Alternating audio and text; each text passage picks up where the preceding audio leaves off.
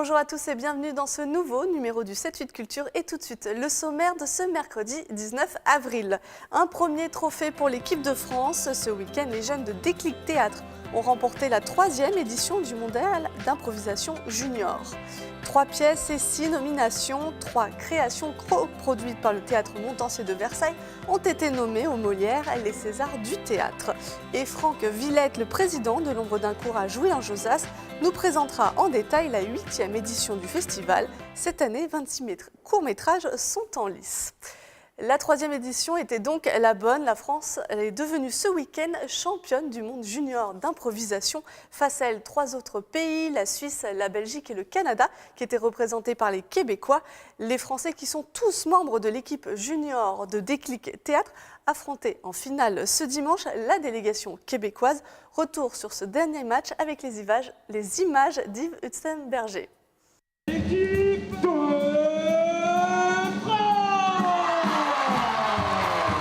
Ils inscrivent leur nom au palmarès. Victoire de justesse pour les Français. En face, les Québécois n'ont rien lâché. La France l'emporte 7-6. Hé les craignos, vous pouvez vous calmer, j'essaie de réviser mes examens. Il y en a qui ont le bac à la fin de l'année. Eh vas-y, pas drôle la grande sœur. Nous on sera jamais grands, tu sais pourquoi? Il y a un grand vide là. Fais attention, c'est la falaise de la terreur. En impro, la victoire n'a pas tellement d'importance. Ce qui compte, ce qui compte, je pense, c'est surtout s'amuser. On peut dire qu'on a réussi un mondial, un match, quand on s'est amusé. Je pense qu'il n'y a pas de gens qui peuvent dire qu'ils ont réussi leur match en ne s'étant pas amusés. Après 4 jours de compétition, l'équipe de France vient de remporter le 3e mondial d'improvisation junior. Face à elle, le Québec, la Belgique et la Suisse. De jouer à l'étranger, effectivement, ça change tout simplement parce qu'on se rencontre avec d'autres équipes qui, finalement, même si on a une même langue, il y a des styles de jeu qui sont différents. Et c'est surtout ça qui est intéressant, je trouve, dans un tournoi à l'étranger, c'est de se confronter pas seulement à une improvisation, à un thème, à des personnages, mais à une autre manière de jouer, de parler même parfois. Il parle pas français en Suisse? Non, il parle allemand et italien, je crois. Je sais plus, il y a trop de langage. C'est à n'y rien comprendre. Après la Suisse et la Belgique, c'était à la France de recevoir, derrière la logistique, l'équipe de Déclic Théâtre.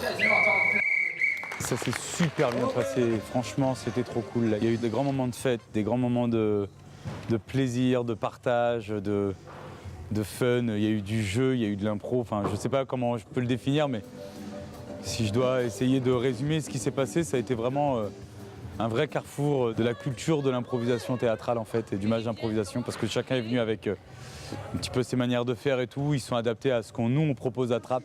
Prochaine édition, la 4e, ce sera au Québec, un tournoi itinérant cette fois. Un spectacle à découvrir ce week-end. Cette fois, les spectateurs sont invités à la ferme des animaux. Lors d'une révolte, les animaux chassent les fermiers pour créer leur république. Le classique de l'écrivain britannique George Orwell retrace l'arrivée de Staline au pouvoir. L'œuvre est revisitée par la compagnie Incauda et la jeune troupe de la ferme de Bel-et-Bas. Écoutez, Godefroy Segal, le metteur en scène, était au micro de Camille Lambert. C'est encore un texte qui utilise effectivement un esprit un petit peu conte, quelque chose d'assez universel, puisque la transposition à chaque fois sur les animaux, pour parler des hommes, fait que du coup tout le monde comprend que c'est une adresse vraiment générale quoi, pour tous les êtres vivants de la planète. 6 nominations aux Molières pour 3 spectacles. C'est la belle nouvelle qu'a appris le Théâtre Montancier de Versailles au début du mois. Ces 3 pièces sont des créations coproduites par la salle versaillaise. Regardez. Le casse-neige d'air pourrait bien voir Pierre Arditi récompensé d'un Molière du comédien. La pièce a été coproduite par le Théâtre Montancier de Versailles. 2 autres créations sont nommées Les femmes savantes et Réparer les vivants. C'est une satisfaction pour nous, puisque c'est des spectacles que nous avons accompagnés, coproduits, et qui sont en plus, on va dire, le reflet exact de ce que nous faisons. Ce projet, c'est d'accompagner des artistes dans leur processus de création, de les accompagner, on va dire, en écoute, en finance, quelquefois en répétition, en temps de plateau, de les aider en termes de communication, enfin vraiment de les porter sur ce qu'est la genèse d'un spectacle, sa préparation, ses répétitions et ensuite son exploitation. Le théâtre, c'est environ 2 millions d'euros de budget par saison. La moitié est destinée à la création. Une douzaine est coproduite chaque année. Le théâtre Montancier est d'abord un lieu de création et ensuite un lieu d'accueil. Mais dans la programmation telle qu'elle existe aujourd'hui depuis notre arrivée, c'est-à-dire la saison 13-14, il y a d'abord 2 tiers de coproduction et 1 tiers, on va dire, d'accueil de spectacles que nous avons vus et que nous choisissons de programmer au théâtre Montancier. Un seul en scène, un classique, un drame et 6 nominations. La 29e nuit des Molières, c'est le 29 mai prochain.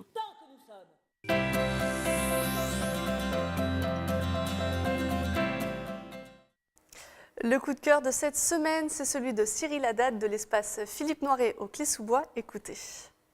Cette semaine, notre coup de cœur est le film Une vie ailleurs, réalisé par Olivier Payon avec Isabelle Carré et Ramzy Bedia. C'est en Uruguay que Sylvie retrouve enfin la trace de son fils, enlevé il y a 4 ans par son ex-mari. Avec l'aide précieuse de Mehdi, elle part le récupérer, mais arrivé là-bas, rien ne se passe comme prévu. L'enfant, élevé par sa grand-mère et sa tante, semble heureux et épanoui. Sylvie réalise alors que Felipe a grandi sans elle et que sa vie est désormais ailleurs. Sur le schéma d'un fait divers à forte tendance mélodramatique, ce film, inspiré d'une histoire vraie, sonne juste à l'image de son interprétation. Il emporte le spectateur à travers un voyage existentiel où une mère se remet en question face au bonheur que son enfant a bâti sans elle et avec d'autres. Le film pose des questions essentielles sur la filiation et la famille. Entre fragilité et impulsivité, Isabelle Carré joue le rôle d'une magnifique mère en apprentissage. Quant à Ramzy Bedia, il s'en sort avec les honneurs dans ce rôle inhabituel. Son interprétation est à la fois sensible et subtile. Avec douceur et pudeur, la mise en scène s'attache à chaque détail du quotidien de ce petit garçon. Vous avez un petit garçon formidable, Sylvie. Mais c'est pas possible de l'enlever sans lui faire du mal. Vous vous foutez de moi! Yo perdí a mi hijo. No quería perder a mi nieto. Une vie ailleurs est à découvrir cette semaine à l'espace Philippe Noiret. Cinéma toujours, le week-end prochain, ce sera la 8e édition du Festival international du film court de Jouy en Josas. Une trentaine de films va être projetés pendant ces 2 jours. On écoute Franck Villette, le président du festival, il nous en dit un peu plus. Franck Villette, bonjour. Bonjour. Vous êtes le président et organisateur du festival L'Ombre d'un court qui se tiendra les 21 et 22 avril prochains. Oui. Alors, c'est la 8e édition. Déjà, quel est le programme ?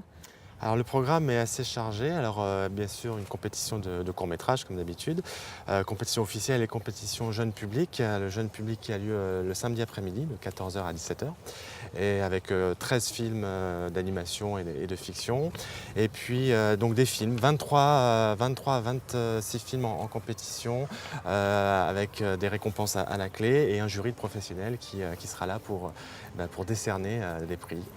Et donc en 8 éditions, toujours cet amour du court-métrage? Toujours, on continue, on est toujours passionné.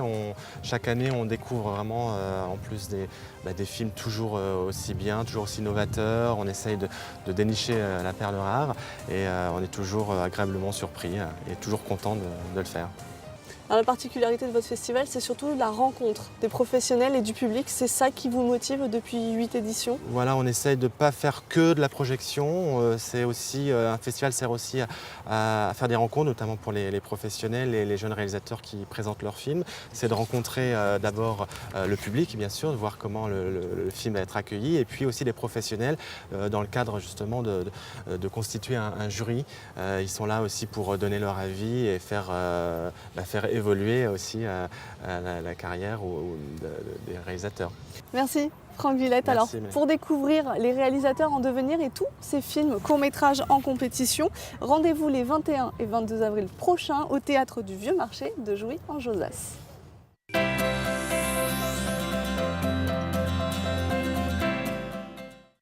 Et on débute l'agenda avec de la danse. Les rois de la piste vont enflammer la scène du Prisma Elancourt vendredi soir.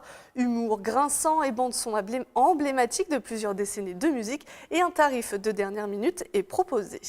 Un rendez-vous musical à présent. Emmanuel Rosfelder sera sur la scène de l'espace Albert Camus de Maurepas. Surnommé le magicien de la guitare, il proposera un récital vendredi 21 avril. On regarde un extrait.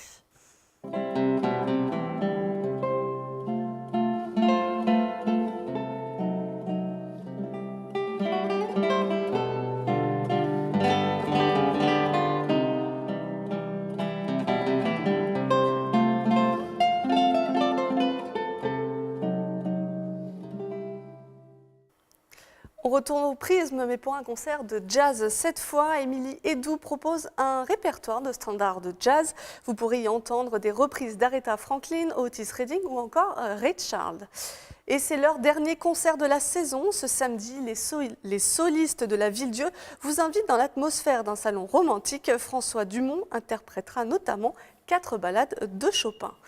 Et on termine avec un spectacle pour les plus jeunes et c'est du cirque musical. Une pianiste, un acrobate, ils sont dans un carrousel comme une boîte de musique. C'est un moment poétique à vivre en famille ce mardi 25 avril. Regardez.